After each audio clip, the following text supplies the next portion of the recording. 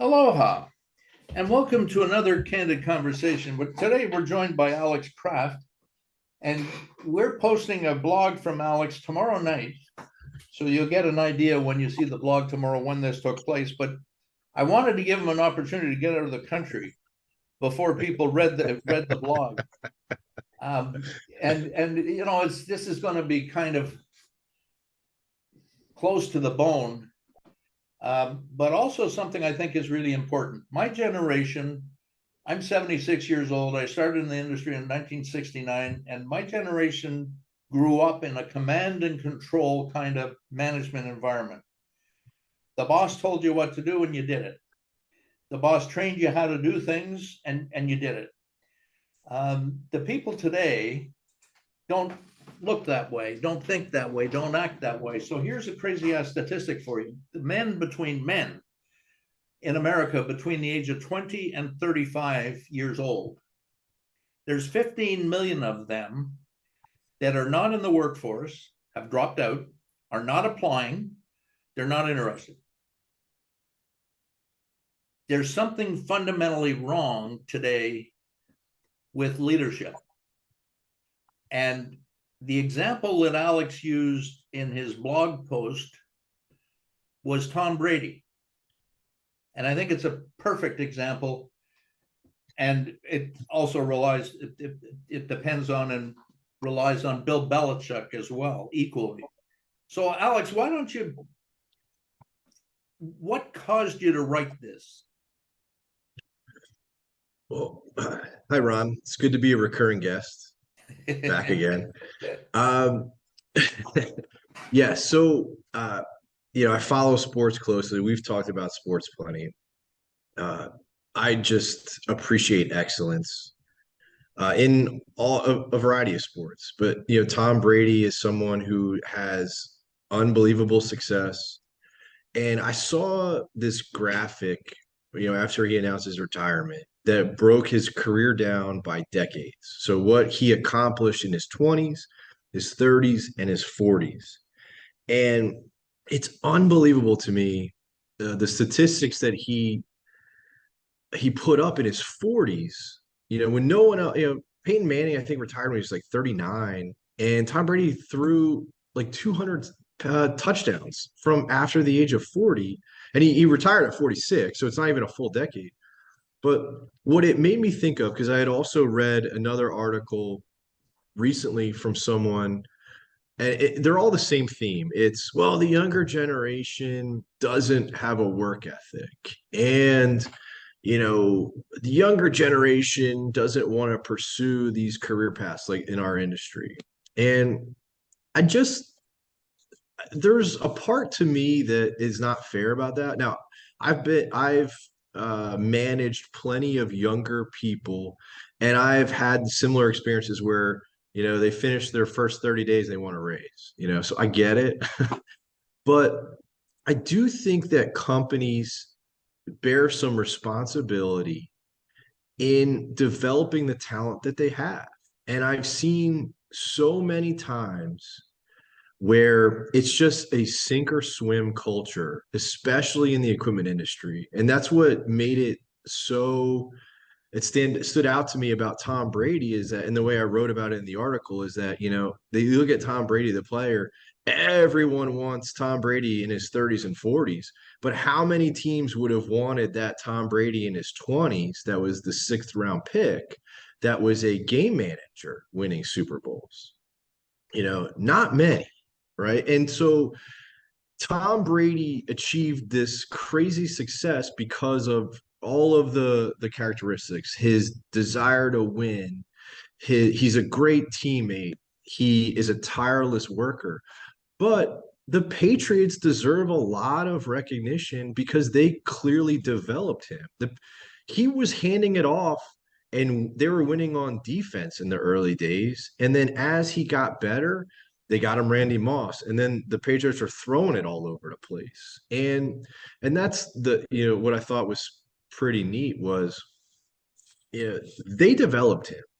And I kind of get tired of the narrative where it's like, well, who's more responsible, Brady or Belichick? It's like, hey, why can't they both be responsible? Why can't, like, why does it have to be, well, Bill Belichick's 75% and Brady's 25% or whatever it is? It's like, no, these guys worked together. And why try to diminish one or the other?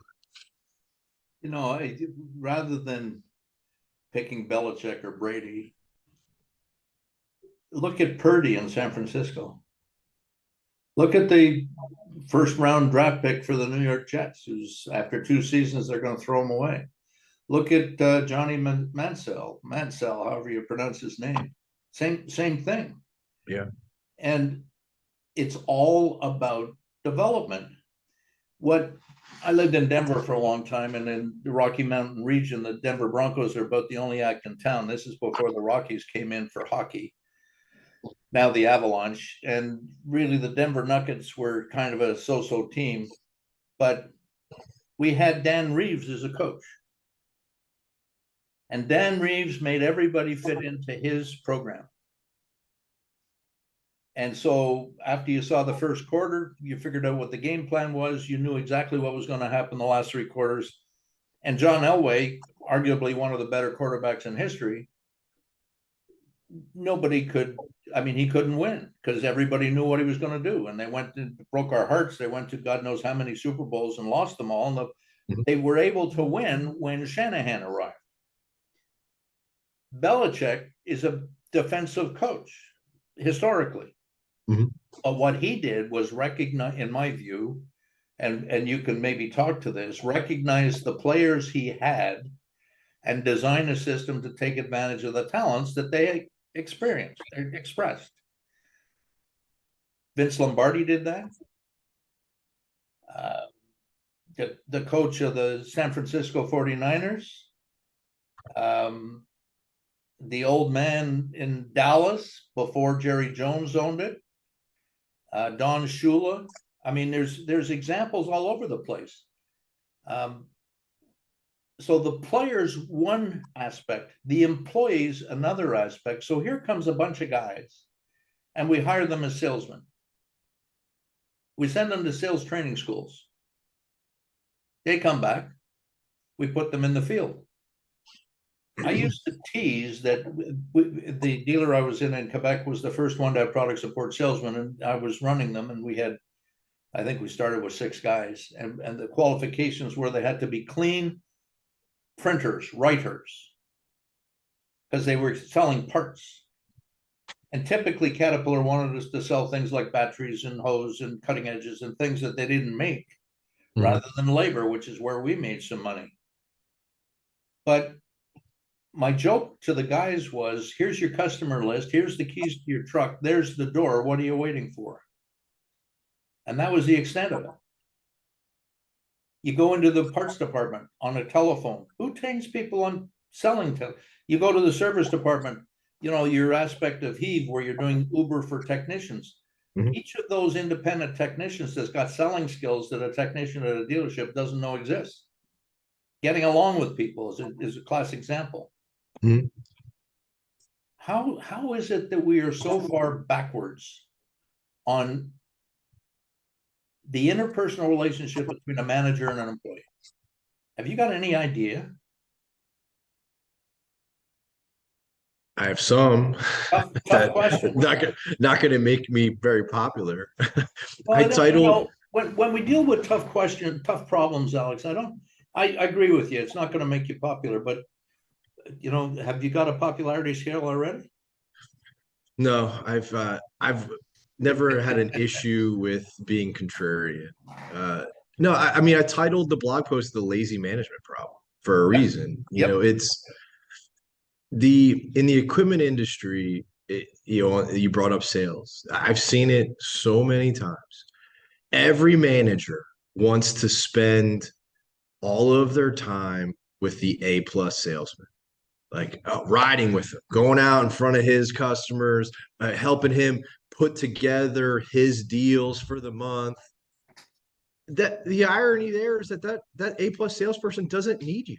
He doesn't need a manager, but that's what always the managers gravitate towards. They don't gravitate towards or spend their time with the younger struggling. And it doesn't have to necessarily be younger, but the role of a manager is to rise the level of the others, and I think it's number one, it's laziness, and number two, because it's hard, right? It's a lot more fun to ride with the A+ salesman because everyone lets you in. The customer, he has a rapport with the customer, or he or she has a rapport with the customers. Customers will see you. If you ride with the less successful sales reps, you might not get in the door.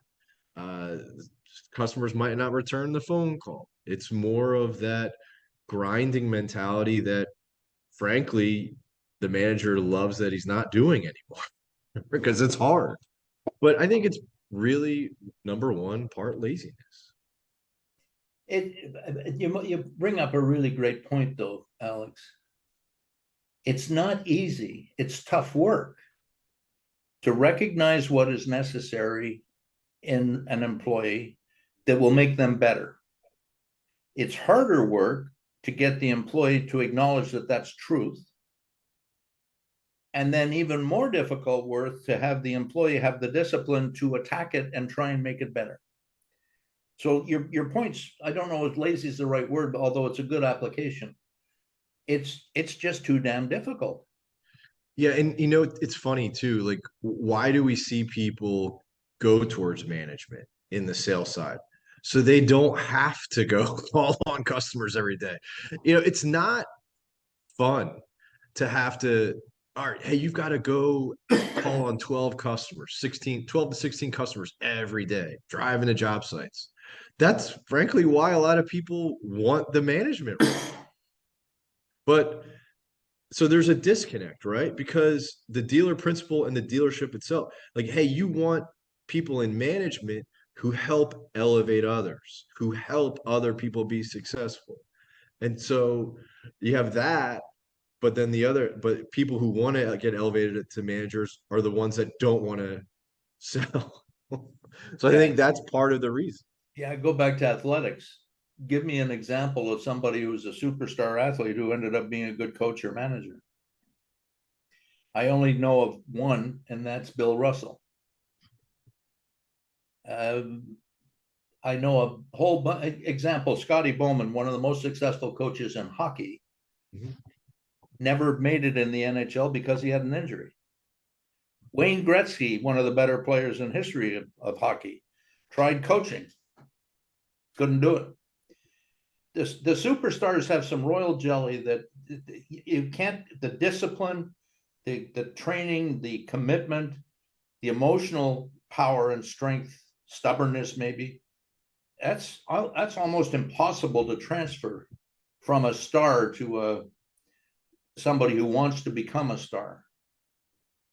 I think there's a lack of patience too, when those high performers, like, they don't understand why other people don't think that way, or they don't have patience for they don't realize how big of outliers they are and their mentality is. So I think that's part of it too. Guys, stay with athletics as the example. Novak Djokovic, Roger Federer, Johnny McEnroe, Bjorn Borg, all of these guys, they're weird. The coach of Djokovic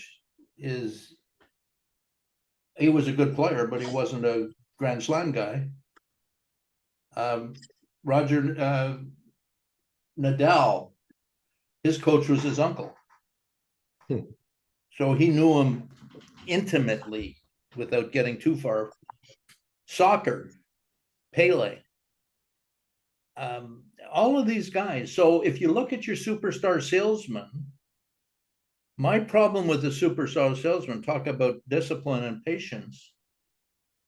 Once he gets to his level of income that he's happy with, he stops. Anybody and some people that I know of, that happens in the month of August or September. I'll take over their territories the last 3 or 4 months and I won't give them back. It gets really interesting, doesn't it, on how to manage different people. The telephone sales crowd. There's 2 or 3 times during the day where their hair straight back, the phone's ringing, people are at the counter and all the rest of the nonsense. But then there's also hours where they're idle. And they kind of just sit back and take a breath, and anybody that walks by seeing them, you got too many people. It's a real crazy world. Yeah, we had exposure to this with our first product to market. So we were we were signing up and onboarding sales reps from all over the country. They were quoting deals on Heave. And it kind of blew me away because I was exposed to that many more people. It blew me away how 2 months would go by and then that person would not be in that role anymore at United Rentals or Sunbelt or an OEM dealer. There was constant turnover. And I would talk to some of them and it was always the same. It was like this frustration over the organization, how it was set up, a lack of perceived support, a lack of help. And I saw that within our own walls. It's the excuse that's given is, well, we're lean. We don't have all of these resources to put together this plan for everyone. And frankly, that's bullshit. It really is because if you take your role seriously as a manager, it's your job to put together the plan. I've yet to meet a dealer principal where if you went to him and said, "Look, I need this to grow our people," you know, they'll invest in it. The people who I've met, the problem is that a lot of these managers are waiting for the executive layer to come to them and say, "Here's what I'll give you to develop your people." That's just not the way it works, right? So I think it's a huge managerial problem that isn't really talked about, but I think it leads to a lot of turnover that's existed for a long time. And it's I think the best description of it, you get hired at a dealership or a rental company, you get hired as a technician, it is sink or swim. Yeah. And how many people do we lose in it as an industry? When the industry narrative is talking about a shortage of good people, how many people are we losing because there was no long-term plan or no investment into the employee to help them become better? There's statistics, Alex, relative to technicians. And my feeling on, we have no shortage of technicians. We just don't know how to deal with them anymore. Between 1 and 3 and 2 and 3 technicians who are hired today will not be at that dealership in 6 months' time. Wow. So we're losing between a third and 2/3 in 6 months. Are you saying that they will be independent technicians repairing machines through the Heave app in 6 months? Perhaps, but Okay. they'll go work for a customer, they'll go work for another dealer, they just go work because I got nothing here. And that's a stunning number. And it's almost every single dealer that I touch in my communications in the last 6 months are saying back to me. And it's not just our industry, it's all around new people. And you can see on almost all of social media onboarding techniques that work. HR, you're a life coach, blah, blah, blah, all kinds of fancy acronyms to get past the problem. We just don't have people that care about people. Yeah, it's always someone else's job, right? It's always someone else. Someone else needs to do this. We've talked about kind of the A+ sales rep. On the technician side, what I see all the time for a lack of plan is there doesn't seem to be a lot of thought put into assigning the right job for the technician.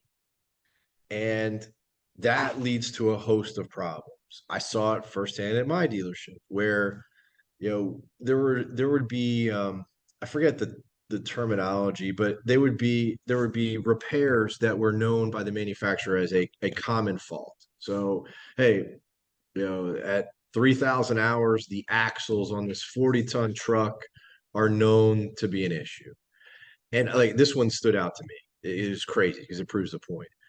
And so axles on a 40-ton truck, this job was a really technical job. I mean, it was a 70, 80-hour job. And I remember when I was trying to wrap my hands around service, uh, yeah, I would ask on a high level what some of the problems were, and I'd get some responses. And I've always been someone who wants to dig deep. And so I would have people send me, basically the jacket on a full job. And I remember coming across this one and like it took 220 hours to do this repair, this axle job. I'm like, okay, 80 hours, typically 200. Who do we have on it? I find out that we have a guy who started there like 5 months prior. I'm like, eh, what do we expect? Like, and this is the habit. It's like because service is such a reactionary position in this industry, and because there's such pressure, and I get it, right? Like for the people that answer the phone when the customer calls, the customer's never happy. It is a urgent situation. They're angry. That machine's down. They're losing money. And people in service, number one, like they're not really coached on how to, be calm, how to voice empathy to the customer, how to work through something. Everything is like this panic, and they're always in a rush to just tell the customer what they think the customer wants to hear, and it creates larger problems. And it filters down to like, hey, I have pressure. I just want to tell the customer that I have someone, a body working on that machine. And there's not a lot of thought put in, well, but is this guy capable, or is this technician, this guy or girl, capable of turning around this repair, in the allotted time? Uh, and that's what sets people up because we put that person on the job, they fail miserably, and then, well, what happened? Well, that technician's not any good. It's like, no, you set them up to fail. Like, how are we expecting this person we hired 5 months ago to be able to tackle this really technical repair, that we've done over and over again? Why don't we put the same person on that? So it's just, I've done 12 of these, like a surgeon almost, right? And it's just, we set people up for failure all the time, and it's not good. We've sacrificed customer service at the foot of profitability. And there's, Harvard did a study back in the 80s, 90s, several 100,000 businesses in distribution, and found that customer satisfaction was directly dependent on employee satisfaction. And we've been driving everything in this industry, not just this industry in America, on headcount. I wish the heck we'd never created sales per employee metrics because everybody drives their business that way rather than what's the consequence of too high a sales per employee number. It's not, damn, that's good, we're making a lot of money. Damn, you're at risk to upsetting your customers and losing them. It's the same thing with employees, like you're saying, Alex. If I don't, like this Charles Handy guy that started this London School of Economics, he's one of the books we use in our homework and classes. He wants to have a structure of a company be like a shamrock. You got a core of employees who are necessary to operate your business. You got a core of suppliers and subcontractors that are necessary to bolster the skills that you don't have. Then you got consultants and specialists who help you make your business better all the time. In America, Peter Drucker is the counterpart. And in America, what he used to say is, you got three things that make a company work: your market, your product, your distribution channel. Then he would say, your distribution channel is the one you pay the least attention to, and that's the one that makes you all the money. And it's true. So when we look at through that prism at the management of a company, we kind of get what we deserve. We're asking the managers to make money at almost any expense. So that case where it's a 70 or 80 job, it's a specialist job, it's a common error, we don't schedule according to skills. That guy's got a backlog that's the next 4 months, and we better train somebody else up so that we bring that backlog down. No, we don't do that. We put a rookie on because he's got lost time because I don't have a job for him. Right. There's some fundamental flaws. It's a bigger issue than lazy management, although that's part of it. We don't teach managers how to operate with people. They don't have good interpersonal skills. How often we see screw ups? I mean, it's almost part of our makeup. We really have to look for things that are good that people are doing. Mm-hmm. That's not how we're trained. I'll jump your bones. Damn it, what's the matter with you? Why'd you do that? Rather than, George, that was just fantastic. Mm-hmm. Let's share that with everybody. Or who's the employee of the month? We do that in fast foods. We don't do that in dealers. Who's the best mechanic? Lowest redo rate, highest on time rate. Simple things. Mm-hmm. It's not how much money they make. It's really wild. In our training, we have these assessments that measures skills and knowledge for a particular job. And a guy that I've worked with for 40 years, he's been training in the material handling world forever. And we're creating a bit of a strategic partnership back and forth because he services different industries than we do. And he said, well, let me try one of these assessments. And I think I mentioned this to you. He took the product support sales one and he got 80%. And he was upset. And I said, well, wait a second. That's pretty damn good. And he said, well, some of those questions are a little iffy. They had different answers, trying to fuzz away. I said, okay, give me an example. And he said, well, the one about features of a piece of equipment. Who are the features of a piece of equipment important to? The manufacturer, the dealer, the customer, or none of the above? And he said, of course, that's the customer.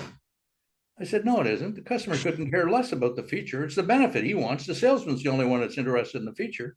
He said, oh, that's right. I said, you want to talk about any of the other questions? He said, no, I don't think so. But it's true, isn't it? We end up with perceptions.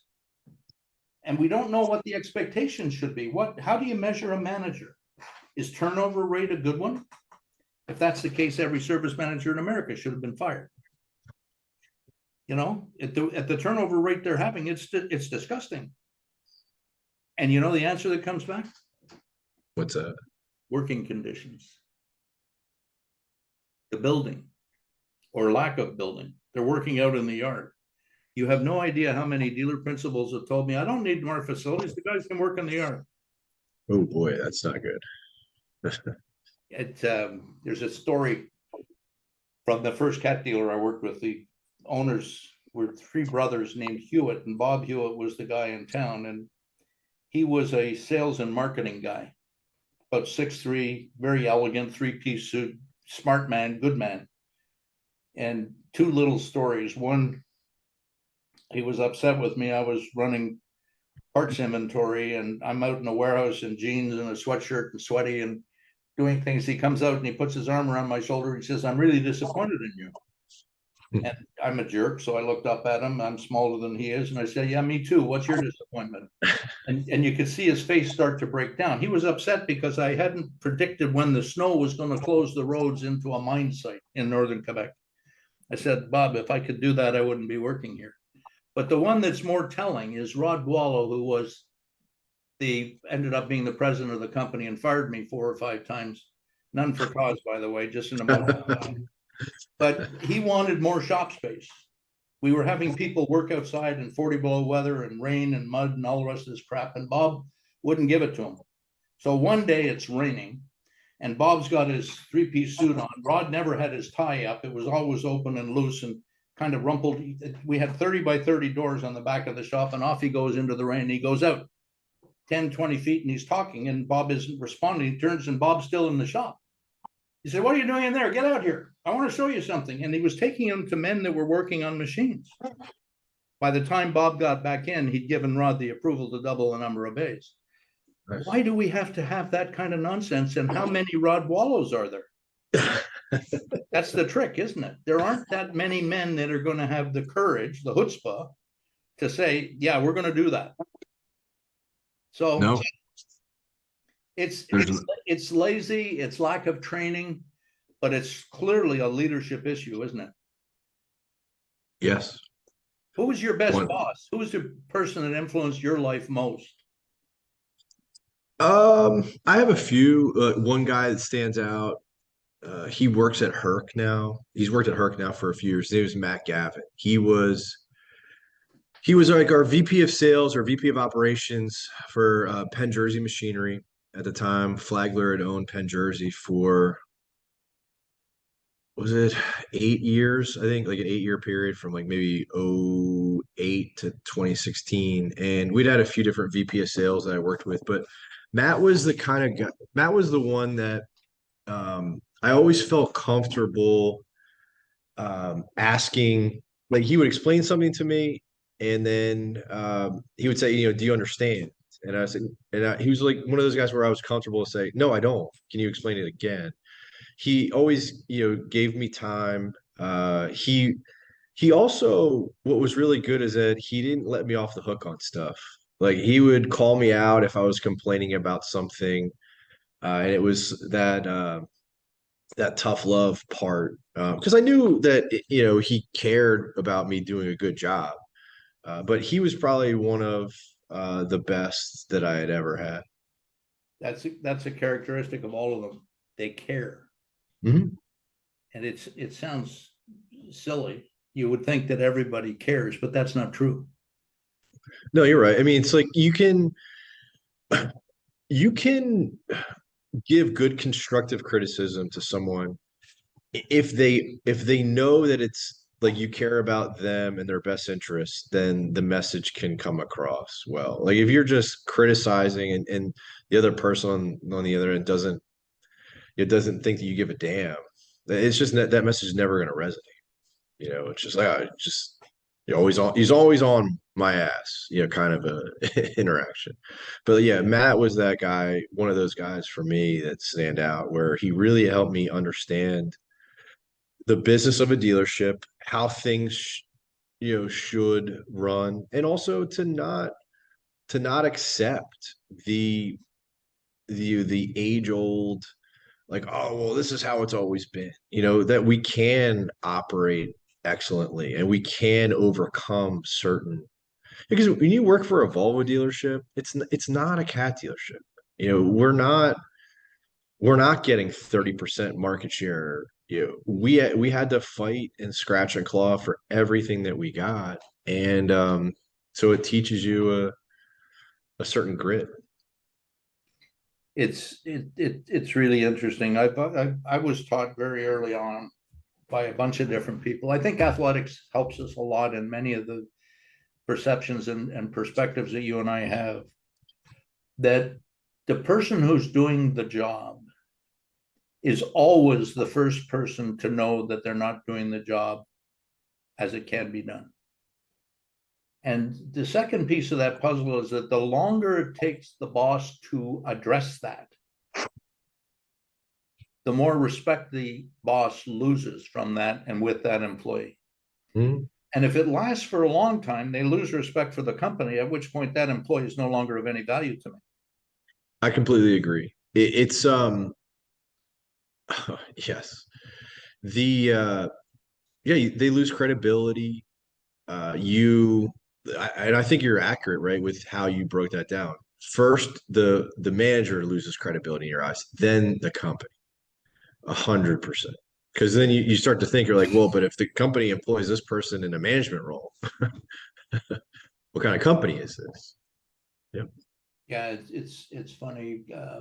A guy that I worked with in Montreal that I took out to Edmonton and brought down to Denver with me. We're sitting at dinner one night, he and his wife and my wife and I, and we're just talking about management styles and workers that we had in common. And I made a passing remark. I said, Ray, I must have been pretty easy to work with. And he started laughing, almost to the point of wetting his pants. He said, you were a real pain in the ass. You never accepted anything. So that guy that you dealt with that was tolerant of you saying, no, I don't understand, Mhm. or did not intimidate you to the point that you wouldn't say you didn't understand, even if you didn't, that's the kind of people we need. Mhm. I don't know the answer to that question, but let me dig around and I'll get back to you. I'm not a walking encyclopedia that knows everything, and I've been around a long time. That's another.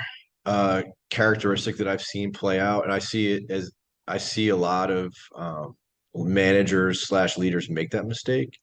They they think that by being in that role, that they'll lose credibility with their people if they say they don't know something, but it's the exact opposite always. And I've seen so many people uh, just not understand that.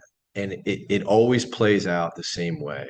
They fumble through it, they make something up, and then the team eventually finds out, and then the team loses respect for that person. When I had no service experience whatsoever at the dealership. I was only in sales and rental and then sales management. And when I got elevated, I had to oversee service. And it's a different language. It's a different silo. And I mean, I said from the very beginning, I don't know anything about service. I know about business. I know how a customer experience should be, but I don't know the inner workings of service. I don't know where it's broken. I don't know what we need to do better. And people responded to that. And then I engaged employees. I said, you tell me, from every level. I rode with a field technician to see what their day was, to see what it was like interacting with both customers and then internally, who they'd interact with. I asked every level, parts management, service management, even like coordinators. I asked them, I asked everybody what we needed to improve. I never pretended to have the answer. And but I see that mistake made all the time where it's like, oh, well, if I have this title or if I'm at this level, then I'm expected to have all the answers. And no, you're not. You're expected to make good decisions, but you don't have to have all the answers. I think one of the other primary responsibilities, you're there to make sure that the employee has all of the tools and knowledge that is necessary for them to succeed at the job. And today, I don't think that's true. More than in the past. I was at the Caterpillar dealer, hired on a contract to fix a problem with a computer. And I started in March, and I was at a parts product training school in June as a part-time employee to learn the features and benefits and how certain parts families worked. And one of the things that was, and you might understand that a little bit about me. I really respect and seek out people that can pose a question to me that I haven't heard and for which I do not know the answer. I love those folks because that keeps me on my toes. It forces me to learn or stay current. And the other part of it is, this, do you understand? I mean, you've heard me talk about the 3 steps in management from my world is everybody has to understand what it is we're trying to do. Mm-hmm. And we do that with job descriptions. We do that with performance reviews, and very few people have good job descriptions and hardly anybody knows how to conduct a performance review. But then the real critical element that we miss more often is everybody has to accept that what we're trying to do is the right thing to do. Mm-hmm. And we got a body of people, many of whom will not agree. And you got to allow them to get into a fight with you. I'm going to call it a debate because that's a good thing. An argument is a mathematical term. It's not a fight. And you got to have people that can stand up and they feel comfortable saying that's baloney, that's BS, blah, blah, blah, and don't fear any repercussions. And only then can everybody be committed to having a good time, doing a good job, and doing good work for customers. I don't see that core anymore, anywhere. Did you read John Anderson driving down from Ontario to Florida and the customer service a couple of weeks ago? I did. It's everywhere. Gas stations, fast food, Macy's, whatever. I don't mean to identify Macy's, but because they're a good store, but it's amazing. It's everywhere. Mm-hmm. Endemic. Schools are contributing to it. Jack Hawkins, who's president of Troy University in Alabama, very sharp guy, in 70 countries around the world, first internet classes available in America in 1960. I'm talking to him about kids at university coming in from high school. What are they missing? And he said analytical skills, problem solving skills, communication skills. But the thing he was most concerned with was leadership skills. Mhm. And we got into a little bit of a, esoteric type of discussion. Is that because of participation awards? Is it because everybody's got to be the same and that there isn't a winner, and when there's a winner, there's going to be a loser? And the conclusion we came to is that that's a very large part of it. The penalty of participation awards losing that kind of excellence target is that nobody thinks it's important anymore. I think it's part of it. There's another thing that I think is part of it too, is I think there's a lack of understanding about the role of a leader. What I mean by that is, I think, and I've seen this too. It's difficult for people to understand where they were prior, they were judged on their performance, and then when you become a leader, you're judged on the other people's performance. And I think not many people understand that. So it's so then when you give like a review of a manager, it's usually like, well, I mean, but I did this. It's like, no, no, no. It's not about you anymore, right? You are judged on what those five other people under you do. And I think that's a really hard thing for people to grasp. And that always comes back to, if it's five people on the sales team, hey, yeah, you spent all your time with the number one guy, and then those other four didn't do anything, didn't produce to the level of the company expected, right? And so I think that's an interesting thing that I see, is that they just don't understand that it's not about you anymore. If you're a leader, it's about what everyone under you does and produces. What's also interesting is somebody gets promoted, and rather than adapting and adjusting to the new job, they continue to do what they did that got them successful at the old job. Mhm. That's exactly what you're saying in a different frame. Yeah. Rather than trying to identify what this new job is. And it similarly, in the military jargon, there's these guys that are really good going up in the ranks and terrible going down in the ranks. Which team is the leader on?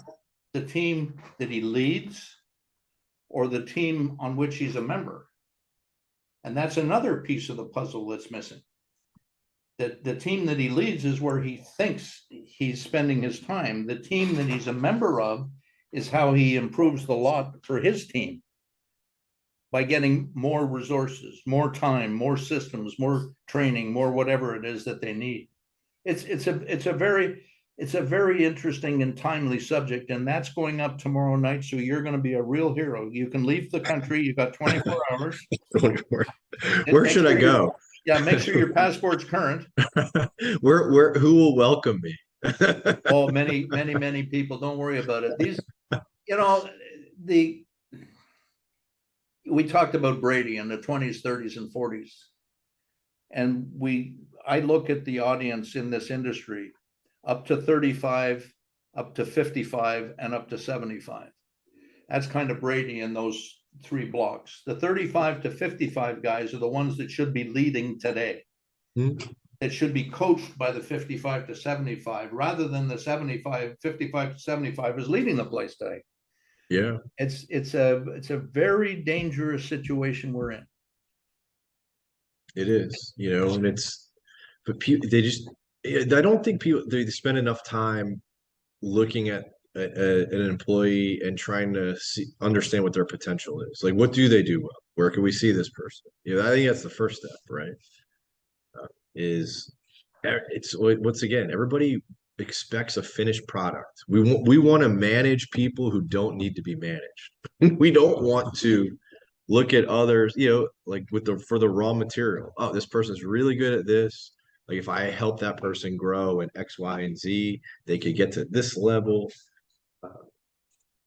One of sad. the one of the schools that is becoming a center of excellence for us is out west, and the assistant dean, I think he's in his 30s, maybe he's in his lower 40s, but he's young and he thinks. And what he's doing, he's at a technical school in the academic credit side of the world at a college, and he's starting to get people in high school taking classes with him. Not middle school, high school. So what is that, grade 10, 11, 12? Mhm. Think about that. That's where we need to start engaging kids.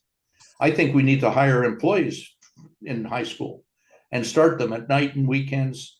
Maybe it's only 4 or 8 hours a day. Find out what they like, what they don't like. Give them the opportunity to see what we do, whether they like it or don't like it, so that we have a better chance at making sure we give them the skills and knowledge that they need to be able to do good work. Mhm. It's a crazy world. Very important subject, Alex, and thank you for bringing it in. No problem. For all the hate mail, you can send me just the send me a little sample. I only talk about the positive things. There's two things. There's two expressions that I've been trying hard to live by. One is, in whatever the circumstance, how can I help? Just boom, how can I help? What do you need? And the second one is, and somebody gave me this last year on a different podcast. She said, we're trying to train people just to say yes. So whatever I get asked about, yep, I can do that. Mhm. What do you need? I can do that. And I think those things work, but that also relates to people. And I like people. I'm one of those idiots that gets along with people. I care about people. I want you to succeed. So that our purpose at Learning Without Scars is to help people identify what their potential is. Mhm. And then to give them the tools so that they can have the opportunity, it's up to them, to achieve that potential. I had somebody tell me when I was 16, boy, you got a lot of potential, kid. And that really makes you feel good, right? And my Sure. follow-up to that is, same guy, he'd long be gone, but if he looked at me at 66 and told me I had a lot of potential, I'd have to wonder what I'd been doing the last 50 years. Thank you very much. Do you want to put a bow on this? Any final conclusions or comments? No, I think I've laid it all out there. It's just something that I've lived through. I see it. It still exists. I think it's a shame. And I just wanted to start the conversation around, hey, we can continue talking about how young people don't have the same work ethic as, people, in their 30s and 40s and 50s. We continue to do that. But why don't we talk more about what we can do? And that is, helping the employees that we have develop into the best version of themselves. Like, why don't we talk a little bit more about Yeah. things aren't going to change because people don't want to work. It's funny. That kind of stuff. It doesn't have traction with me. I used to teach at university. I get a lot of energy from young people. I think the younger people today are so much more talented and capable than I was, maybe even than you are. As the further away from school we are, the less fluid we are in adjusting. Mhm. So I think the young folks are wonderful. That's our future. They're the ones that are going to pay my pension if I ever retire. So I think this is a wonderful subject, and I thank you for bringing it up. And I thank everybody who's been following this discussion, this conversation, because I think this is an important one for all of us to pay attention to. I look forward to having you with another candid conversation with us in the near future. Mahalo.